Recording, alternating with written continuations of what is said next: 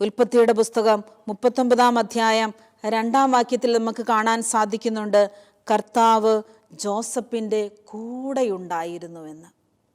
ജോസഫിൻ്റെ വേദനയുടെയും കഷ്ടപ്പാടിൻ്റെയും ദുരിതത്തിൻ്റെയും അടിമവേല ചെയ്യുമ്പോഴും ഒരു തെറ്റും ചെയ്യാത്തതിൻ്റെ പേരിൽ തടവറയിൽ കിടക്കുമ്പോഴും ജോസഫിൻ്റെ കൂടെ ദൈവമുണ്ടായിരുന്നുവെന്ന്.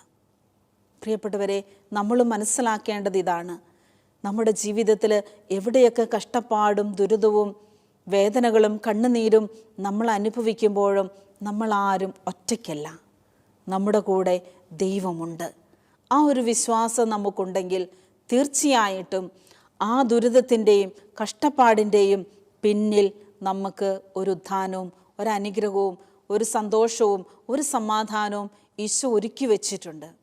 അത് സ്വന്തമാക്കുവാൻ വേണ്ടി അതിൻ്റെ പിന്നിൽ ദൈവം നമുക്ക് അനുവദിച്ചു തരുന്ന സഹനങ്ങളെ നമ്മൾ സന്തോഷത്തോടെ സ്വീകരിക്കുവാൻ തയ്യാറാകണം.